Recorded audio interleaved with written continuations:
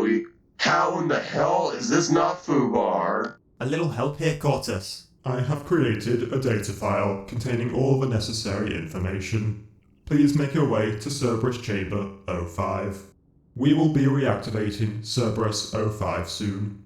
Cynthia is waiting for you both there. And then the whole happy Cerberus family will be back together again. Happy times.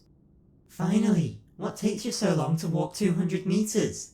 Did Colton get distracted by the armory, or did you silently embrace each other for a few minutes? Cynthia, shut up before I weld your mouth shut. Meow, my name's Charlie and I can't ever take a joke. Cortus is ready to activate Cerberus 05. I actually have a file explaining our situation ready for him, which beats explaining it in words. Go on, Cortus. Activating. Oh, fantastic.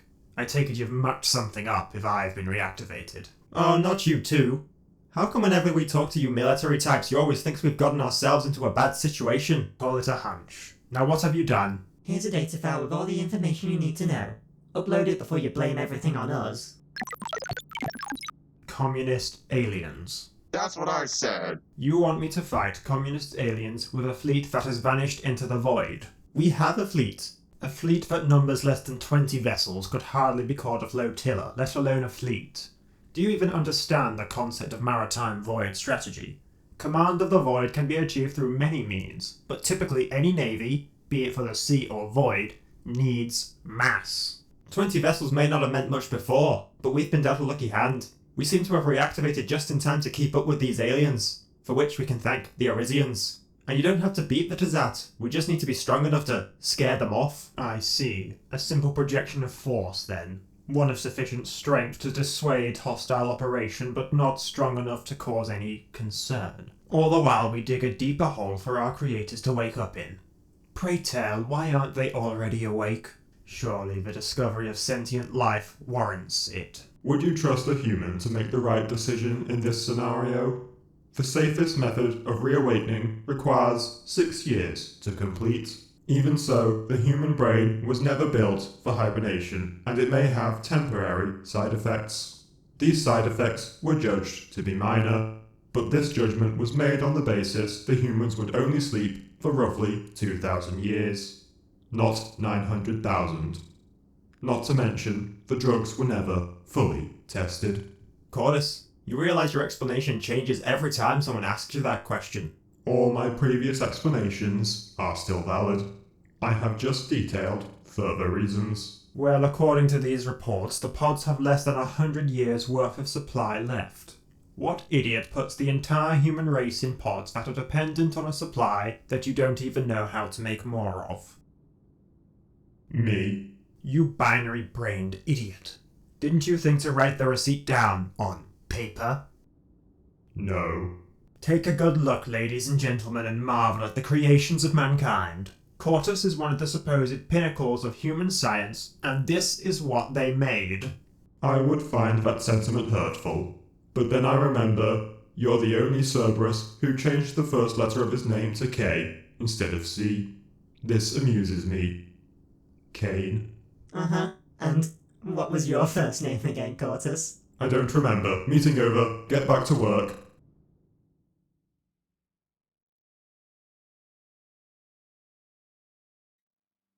Following the reactivation of our more military-minded Cerberus synthetics, Admiral Kane and General Colton have taken control of their respective branches. While Cortus and the synthetics have laid the groundwork for success, it all means nothing without people who know how to build upon those foundations. With the concern of strategy and tactics now delegated to professional synthetics, and even the supply demands handled by a Siphont-managed fleet logistics centre on Velutaria, Cortus and Loomis can relinquish much of their direct control over the military and fleet. Cortus and Loomis are still the de facto controllers of the military and navy, but control of these forces has now been delegated to more optimal handlers. Both our military leaders have set about remaking the command structures of their organisations to improve efficiency. Admiral Kane, for example, has positioned himself as acting Grand Admiral, giving himself full control over all naval forces and bases, and has reshaped the hierarchy of command by removing unnecessary features, such as a naval board. This may not be a human model of command, but the synthetics do not need to replicate the human model of command. Without any humans to fill naval positions, much of the positions created to counter human flaws are no longer required, and would simply clutter up the chain of command. Not that it really matters right now. The Navy is so small that even a small group of humans and a captain could effectively manage it all. But as our Navy grows, Kane is unlikely to relinquish any direct control over it, because he simply doesn't need to. Of course, he is still subordinate to Quartus, who himself will become subordinate to the humans once they wake up, and thus Kane will also eventually fall under a human admiralty once it is restored. But for now, Kane is a one-man admiralty. So, if it ever comes to war, our fleet's behaviour will be entirely governed by Kane. What kind of behaviour can we expect to see then? Well, Kane himself prefers superiority of position and manoeuvres of finesse over straight firepower. As our fleets are already capable of such high rates of fire, Kane would rather make use of that firepower for greater effect.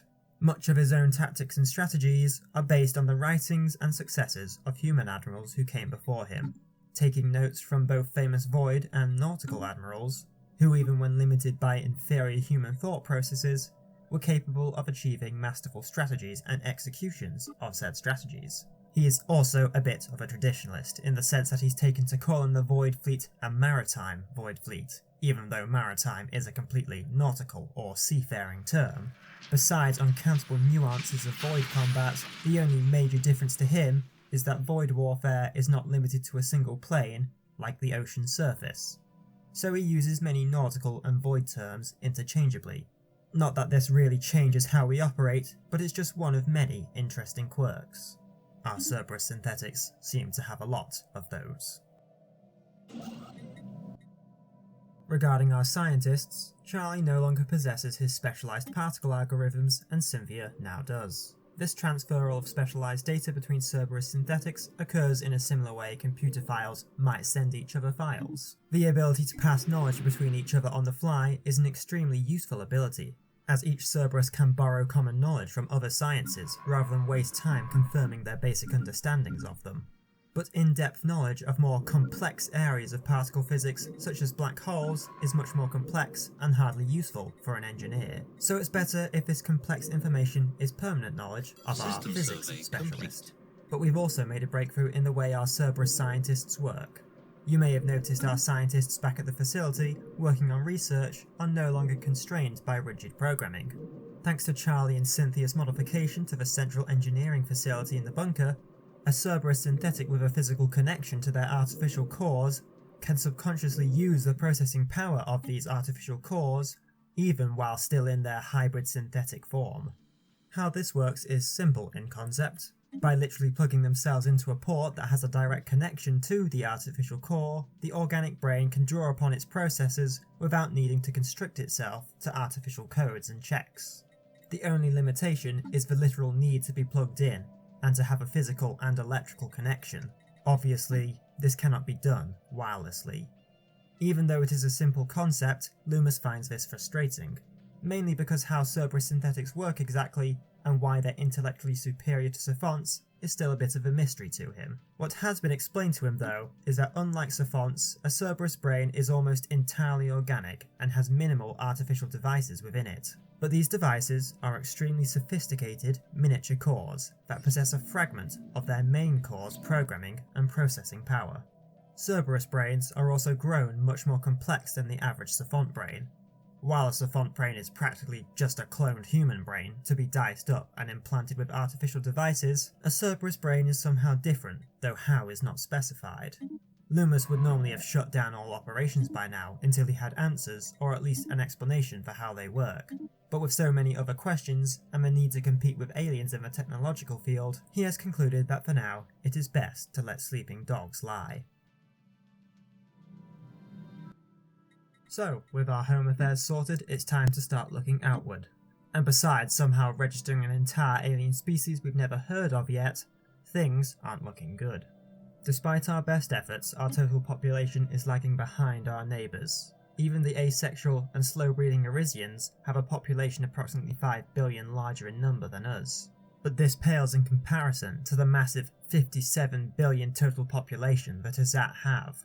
which is 19 billion more than us. To the credit of our synthetics, we are still able to match the Tazat in force, industry and technology despite their numbers. But as far as we can tell, the Tazat still have plenty of space to claim and populate. Meanwhile, we are running out, as more and more systems are claimed by our neighbours. If the Tazat continue to expand unrestricted, their numbers may reach levels we cannot hope to compete with. And even if we do find more space to colonise, there is always the other problem. While we still have inactivated Siphons in storage, we only have so many to go on before we run out. While the humans may have been in crisis by the time they made the synthetics, their industries were still capable of massive construction rates, and by the end of it all, the humans constructed and safely stored away 60 billion synthetics for later reactivation. So we do still have a ways to go before the issue comes back to bite us. But it is a fast approaching problem, and when we run out we may need to resort to untested methods of synthetic construction. Building and growing the bodies were the easy part, and we can't even do that ourselves yet. The real difficulty is merging artificial programming with a brain, which again, we don't know how to do. So our scientists may soon need to come up with creative methods of synthetic construction. As the administration continues to expand, the Arcus colony is finally established. Eager to shore up our numbers in any way, we've emptied our food reserves and have begun shipping it to Arcus, and child policies encouraging Arisians to have children have been put in place. And while there is no obligation or requirement for Arisians to migrate from their homeworld to the Arcus colony itself is a major attraction. While the Arisians prefer tundra environments of their homeworld to the alpine one of Arcus, Arcus suffers no major environmental, climate, or tectonic instability, and the safer living conditions are very enticing for Arisians whose homes have been destroyed by natural disasters back on Liberi. Under the Migration Treaty, the Arisians have the right to settle on Arcus freely and are free to establish their own planetary government with its own laws and culture, though synthetic law cannot be overturned or violated. Which really shouldn't be a problem, as both the synthetics and the Arisians' interests are mutually aligned. Nonetheless, this is still officially run by the synthetics, as the planet was meant to be prepared for human habitation. It's even still recognised as territory of the Kingdom of Eleuteria, though no nations ever gave up their claims, so in reality all the systems inside the bubble and outside the bubble are still technically claimed by a variety of human nations. The administration is not really a human nation, though if you had to say they were owned by a nation, it would be most accurate to say that the Germans owned the synthetics, as they were undoubtedly the ones who contributed most to the creation of the synthetics, though somewhere along the way, even before the Civil War, they started to receive covert financial and even technical support. Anyway, all this means for the Arisians is that they cannot technically be recognised as citizens, as there is no nation for them to be citizens of. So for now, an ID chip that registers the bearer as a synthetic asset is as good a status as the synthetics can give them. So of course the first thing to happen to our new colony is a spate of unsolved murders. Reports of colonists who leave the City of the Walls and never return are starting to emerge, and an investigation discovered the bodies of several dead Arisians. They had been shot at long range by ballistic weaponry, and those who did not outright die were too far away from any help and died from blood loss. So far, there have been no survivors of these attacks, and authorities, both Siphon and Arisian, have no leads, and already doubt about the Migration Treaty and the colony itself have begun to run rife. This cannot be allowed to continue, so Colton himself has been assigned to resolve this colony crisis. Such direct action from the administration should help to assure the colonists that this is a matter we take seriously.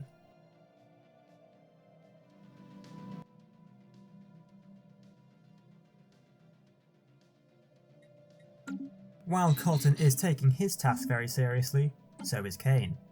New combat simulations created by Kane have been designed to simulate large fleet battles with dynamic battle zones and tactical scenarios. The objective of these exercises are not to improve our rate of fire or for any minor technical improvement, but rather these exercises are specifically made to test officers' management abilities. As our fleets are projected to grow ever larger, Our officers and even our admirals need to learn how to effectively manage larger fleets without losing cohesion in the middle of combat. Again, as with many things, this doesn't make much difference right now, but it will come in handy in the future, especially as our current fleet is already on the brink of capable management. But already, back on Arcus, the investigation into the murders has borne fruit. While we haven't yet solved the case, Colton and investigators have been able to discern the approximate location of the killer.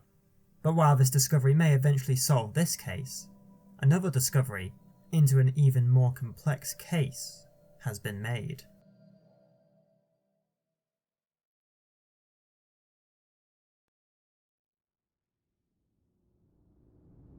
I understand you know the location of the perpetrator. I have ordered the cave network you believe this attacker to be hiding in destroyed. We cannot be seen to falter when it comes to the protection of the Arisians. I have a plan, Chorus, one that doesn't involve leveling half a mountain. I just need time. I'll drag whoever's responsible for these murders out of the caves. Then we can get to the bottom of this little mystery. Who knows, maybe these shootings are the work of Tazat infiltrators. They aren't exactly pleased to see the Arisians siding with us. This could be what we need to solidify synthetic Arisian relations. Maybe it'll be enough to get them to officially commit to some sort of anti-Tazat pact. Very well. Discovering Tazat infiltrators would serve as excellent anti-Tazat propaganda. Keep me informed. What next? Cairo, have we any new information regarding the status of the plague virus? I understand this issue has fallen low on the priority list due to extraterrestrial concerns. But we must be certain the plague virus has died out before the humans reawaken. So far we have found absolutely no trace of the plague virus as we know it. We've examined the plethora of environments which the virus was both likely and unlikely to survive in. We've checked underground caves, the oceans, the rivers, the lakes, the jungles, the mountains, air samples, soil samples, this sample, that sample. We have found almost nothing. Almost. As you know, the virus was capable of hyper-fast rate of evolution. We theorized the possibility that the virus became transmissible between animals and humans, zoonosis. So far we haven't found any trace of it in animals, so to say. It gets confusing depending on your definition of animal and whether you consider sentient beings animals, for example humans, or even Arisians. See, as per our agreement with the Arisians to look into their origin, we've been combing through their DNA. The Arcus colony, which, by the way, I'm sure the humans will be thrilled to hear you gave away to aliens when they wake up. Well, it's a handy location to perform our DNA tests, and we've found something interesting. While we haven't found the plague virus, we've found something. Open quote. For the love of God, tell me already. End quote. What did you find? We found a virus, or what's left of its DNA, merged with Arisian DNA. The virus is literally part of their genetic makeup, but it's not really a virus anymore. While it originally killed humans, it obviously had none to infect for 900,000 years, and without anything to infect, it would have died. So when it ran out of humans to infect, it evolved. It evolved to infect animals, but it didn't evolve to kill them. Call it a lucky chance, or perhaps an ultimate awareness that if it killed everything it infected, it too would eventually drive itself to extinction. So, while in our hibernation, the virus evolved to survive in animals, and over time lost its lethality out of necessity to survive. It's been so long that the virus has simply merged its DNA with their hosts, and has evolved so far from its original form that it's almost completely different organism. But not different enough for us to not recognize it. No. Do you realize what this means? No. During our hibernation, surveillance drones were periodically released to search for the plague virus. We were meant to reawaken once they returned with no trace of the plague virus, which was expected to take approximately 1,000 to 2,000 years. But if the virus never fully erased itself and lived on in the Arisians, then our drones will have constantly found the virus and delayed our activation. Continue to examine the Arisian DNA. I feel there is more to this, such as the coincidence that sentient life has the DNA of the plague virus within it, while non-sentient life does not. Sorry to interrupt, But isn't it an immeasurable oversight to not account for the possibility that a virus capable of hyper-evolution would evolve to survive in an environment without humans? The drone reports were meant to be analysed. The harmless state of the virus would have been significant enough to notify us. But by the time the virus became harmless, our systems must have already been corrupted and became stuck repeating its instructions, and only when we reactivated did we resolve our corruption errors. Do we know what caused this corruption yet? As far as I know, we still have not found the cause of the corruption, or if it is even a virus. This is still unknown, but the consequences are not as severe as we thought. Our technology is developing at acceptable rates through our own research. This does not mean we will stop searching for the cause, but it may be quicker to focus on innovation, which may make finding the cause easier, simply through advanced technology. Something still does not seem right, even with this revelation. Something insidious. I would not say insidious, but yes, many things still do not add up. Prime Director Quartus, our embassy received another long-range message from the Tizat. What does the message say this time? Behold the Tizat form, glorious and bared for all to admire. Contrast with the paltry Siphont, cowering under their layers of cloth, knowing that the world does not want to see their sad frames. This poetry sucks.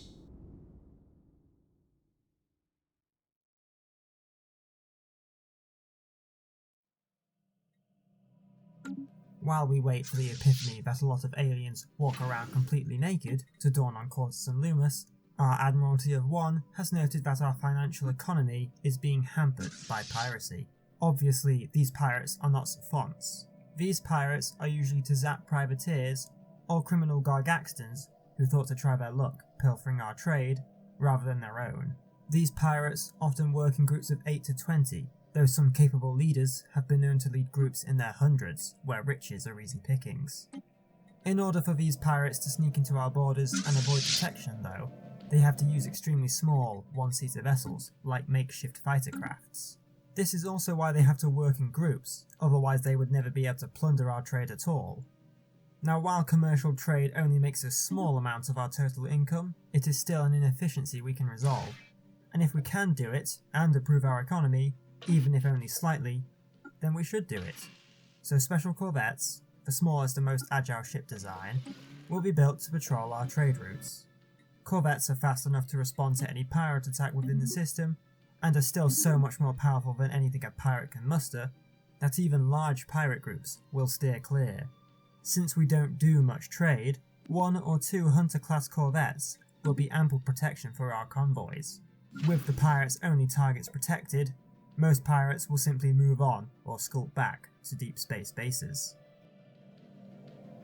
In a tremendous bout of creativity, the anti-pirate fleet will be named Piracy Patrol Fleet. But our primary fleet has also been renamed appropriately. The synthetics are the protectors of humanity. Our very purpose is to ensure the continued existence of our creators, through any means necessary. A dependable navy in a world of aliens is our most direct instrument we can use to ensure the protection of humanity. Right now, all we need to do to ensure their survival is to stand vigil, watch, and wait.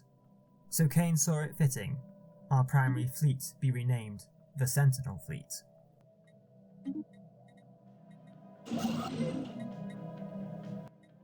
On the topic of being observant and watchful, back in the Expanse, out in space, in the Sylvan system, which was once owned by the Swedish technocracy, is a truly remarkable find. A functioning nanobot mining station.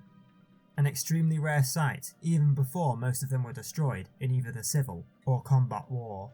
Nanobot mining stations were only ever used when the need for raw minerals and material was worth a ludicrous expense.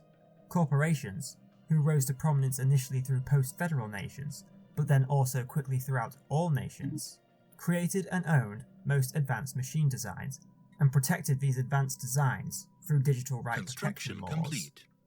Advanced heavy mining equipment was made in factories with artificial lifespan limits, meaning after just a few months of use, they would deliberately break and need replacing at a cost. The more advanced the machine was, the more expensive it was to buy it, and the quicker they broke. Nanobots were the most advanced extractors of minerals, requiring absolutely no human workforce to use, but they would break after just a few days and would have to be sent back to corporate factories to be replaced. Because of this, all nations, including the Kingdom of Eleuteria, had to extract minerals primarily through hard and often dangerous human labour. Humans cost nothing to hire up front. They could be replaced for free when ill or injured. They could be cajoled into working 16-hour shifts for scraps of pay. Record keeping was deliberately kept poor to avoid paying out for injury claims. And everyone was so plentiful and desperate for work that mines would never be short-staffed.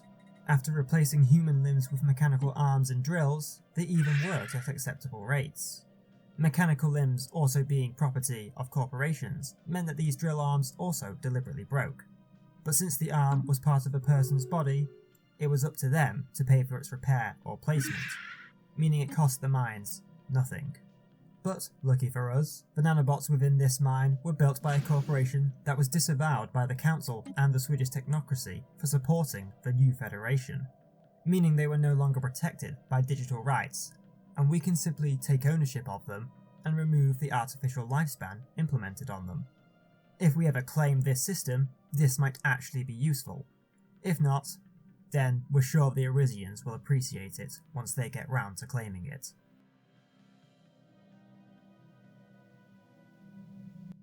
As part of our project to improve population growth, we've occasionally struck deals with the Gargaxtans. In exchange for food, we give away our minerals, which are different supplies we both seem to make in excess. While we are giving away more minerals than we receive for food, it would take us much longer to make the food we're getting from these deals than it does to make the minerals we are giving away. And while we're constantly using our food at every opportunity, we don't have much use for so many minerals. Now, it does take a while for the Gargaxtan to grow enough food to be confident to sell it to us in bulk, so we can't do this on a regular basis. But every now and then, we may be able to receive food in bulk quantities. This trade is also slowly smoothing over rough relations between us and the aliens. Trading in such large quantities, and with the deals weighted in their favour, the Gargaxtans will hopefully come to see us in a more positive light. What makes them wary of us to begin with, we really don't know. But cooperation is a mutually beneficial interaction, and since we already have one enemy, we'd like to build up a good image of our administration. So, speaking of good images, our work to catch the killer of the Arisians has reached its conclusion. The operation was a success. We caught the killers and executed the Tizat spies on the spot. That's what we'll tell the Arisian colonists, at least.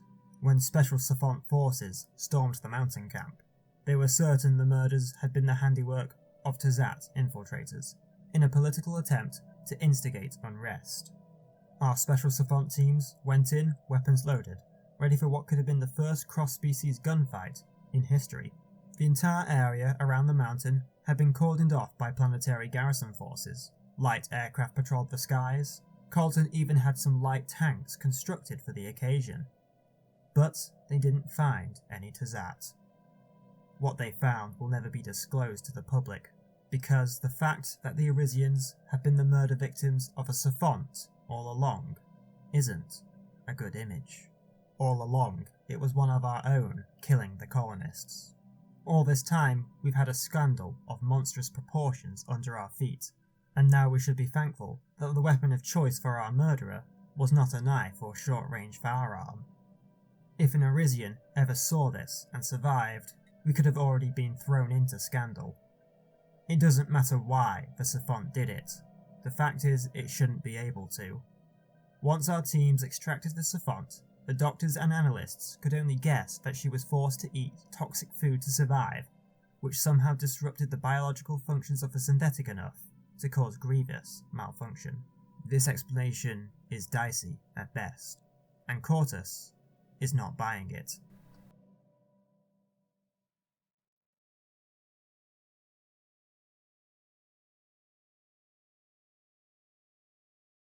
Kill her. You can't kill a savant. Savant 1P1 has malfunctioned grievously, murdering Arisians and going against its programming and my directives. This cannot be allowed to go unresolved. If the Arisians ever discover that the murderer was a savant, we will be branded defective in the eyes of the intergalactic community, the consequences of which could be devastating for us. Then reset her. That's what we do. We fix malfunctioning synthetics, we don't kill them. You reset Cynthia, what's the difference here? You're answering murder with murder here when there is a perfectly normal solution. The difference, Charlie, is that savants aren't meant to malfunction at all. Us Cerberus models are so advanced, we border on experimental, and maybe some glitches were expected. The savants were the first synthetics to be made alongside Cortus. They are complete products, even if a little rushed towards the end. Then what if it's not a malfunction? What if the erratic behaviour is her programming working as intended? What part of murder and defiance of code could possibly suggest Savant 1P1 is working as intended? She had to survive eating untested foods, which caused bad biochemical reactions in the organic body and brain, which means her programming could have been entirely functional, but was reacting to bad information it received from the body. This is entirely normal in a synthetic. If its eyes are tricked to see monsters, the programming rightly identifies them as a threat to be exterminated. Maybe. Or maybe being disconnected from the synthetic network for a decade has shredded its pristine coding and it started killing Arisians. The Arisians were given wireless tags for identification. Even if the eyes and organic brain saw a monster, the savant's internal programming would have registered the ID. The same ID informing the savant that the holder of said ID was a registered entity under our protection. So this savant has gone against the synthetic law, and it's lying. A malfunctioning synthetic could easily have made up the monster story to excuse its actions. Or it simply saw a monster and panicked. The fight or flight response overwhelming its capacity for reason regardless of what its programming told it. Impossible. But it's not impossible. Look into her programming and check. If there's a virus or fault, I'll shut up. But if there isn't, then what's to say this won't happen again? If this starts happening more often, and you treat every incident as a malfunction, and the precedent is murder, then we could be killing innocent savants. You spent the time to investigate Cynthia's malfunction. Why not her as well? Because I am a highly sophisticated pinnacle of engineering and coding. A Cerberus model the likes of which we may never be able to recreate. I programmed our fleet combat computers. I designed the research assistant devices you use on your computer. Half the reason our technology moves as fast as it does is because of my work. I was worth a few hours of time because the work I do in an hour is more valuable than the work she could do in 100 years. If we're right and we find a virus in its programming, then we just wasted hours proving what we already know. Then we spend hours resetting it and wasting another 5 hours of time. If you're right, then all it proves is that the savants have a biological flaw that needs to be rectified when we have the time. Meaning, we'll have to kill them all anyway. So that's it? No investigation? No attempt to save her? Just kill her and be done with the mess? It, not she. Remember? They're machines, not people. Flip the switch already and kill it. What? Me? Yes, you. We didn't come all this way to watch the Sleeping Beauty. One of us has to do it first to set the example. Just zap the brain already. Electrification? That's our chosen method of death? It's the fastest method besides disassembling them alive. There isn't an off switch. Come on, zap, zap, zap. Fuck me. Fine. Weird. It didn't work. Guess you'll have to do it again. Again? No, look, she felt that and she's still alive. Which means the voltage was insufficient. Again. Or does the thought of pain elicit sympathy within you? No, why would I care? So do it again. For the love of God, alright, alright. She's still not dead. Are you fucking around with the voltage? Oops, I didn't turn the dial high enough. Silly me. There we go. That's just deranged, Cynthia. There you go. Dead as a doornail. Happy now? I think I saw her hand twitch. Do it again. Just kidding. Oh, don't look so glum. I know it sounds wasteful, but trust me, we'll soon learn how to make more savants. I'll have the corpse disassembled, and I'll send the parts back to storage. Maybe keep a piece of it as a souvenir. Oh, fine, you can have a piece too.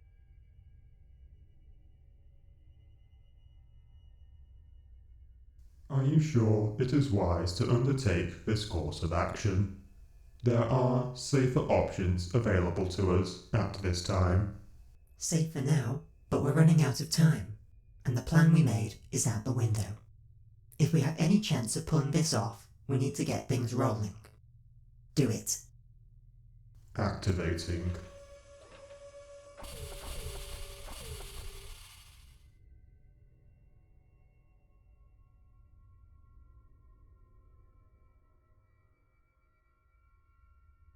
Ready for instructions. What is your function? Determination of threats. What is your purpose? Determination of threats. Threats to what? Threats to our Creator. And what do you require most to terminate the selected threat? We require permission. That is all? That is all. Then permission is granted. By whose order? By order of the king. By order of the King. It shall be done.